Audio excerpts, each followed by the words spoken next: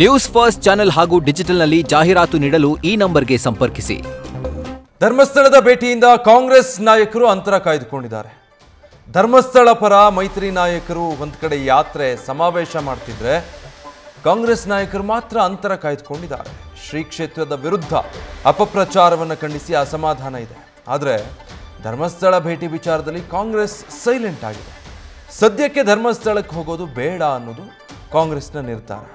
ಯಾವ ರೀತಿ ಲೆಕ್ಕಾಚಾರ ಕಾಂಗ್ರೆಸ್ದು ಅನ್ನೋದು, ಯಾವುದೇ ನಾಯಕರು ಭೇಟಿ ಕೊಟ್ಟಿಲ್ಲ, ಸಚಿವರಾಗಲಿ ಅಥವಾ ಪಕ್ಷದ ಪ್ರಮುಖ ನಾಯಕರಾಗಲಿ.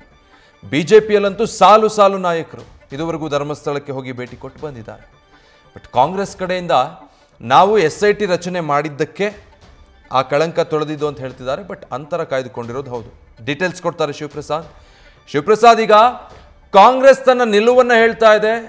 ಧರ್ಮಸ್ಥಳಕ್ಕೆ ಇದ್ದಂಥ ಕಳಂಕ ತೊಳೆದಿದ್ದೇ ನಮ್ಮ SIT ರಚನೆ ಆಗಿದ್ರಿಂದ ಅಂತ. ಆದರೆ ಅಂತರ ಕಾಯ್ದುಕೊಂಡಿರೋದು ಹೌದು. ಯಾವೊಬ್ಬ ನಾಯಕ ಇದುವರೆಗೂ ಕೂಡ ಧರ್ಮಸ್ಥಳಕ್ಕೆ ಹೋಗಿದ್ದು ಕಾಣಲಿಲ್ಲ. ಕಾಂಗ್ರೆಸ್ನ ಸ್ಟ್ಯಾಂಡ್ ಏನು ಅಂತ ಪ್ರಶ್ನೆ ಬರುತ್ತೆ.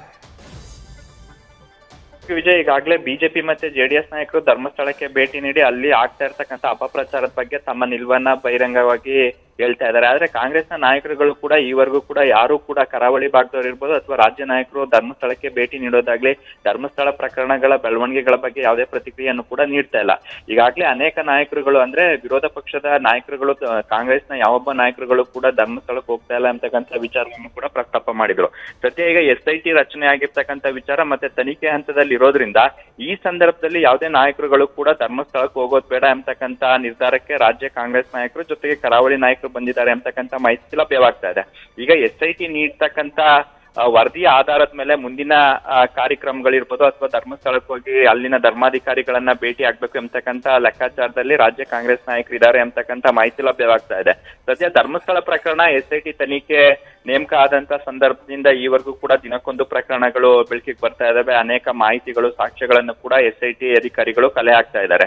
ಈ ಸಂದರ್ಭದಲ್ಲಿ ರಾಜ್ಯ ಸರ್ಕಾರ ಅದರಲ್ಲೂ ಕಾಂಗ್ರೆಸ್ ನಾಯಕರು ಭೇಟಿಯನ್ನ ನೀಡಿದಂತ ಸಂದರ್ಭದಲ್ಲಿ ಧರ್ಮಸ್ಥಳದ ತನಿಖೆ ಹಂತದಲ್ಲಿ ಬೇರೆಯದೇ ವ್ಯಾಖ್ಯಾನಗಳು ಬರ್ಬೋದು, ತನಿಖೆಗೆ ಬೇರೆಯದೇ ಸ್ವರೂಪ ನೀಡ್ತಕ್ಕಂಥ ಸಾಧ್ಯತೆ ಇದೆ. ಕೆಲವೊಂದು ನಾಯಕರು ಇದನ್ನ ರಾಜಕೀಯವಾಗಿಯೂ ಕೂಡ ಬಳಸ್ಕೊಳ್ತಕ್ಕಂಥ ಸಾಧ್ಯತೆ ಇದೆ.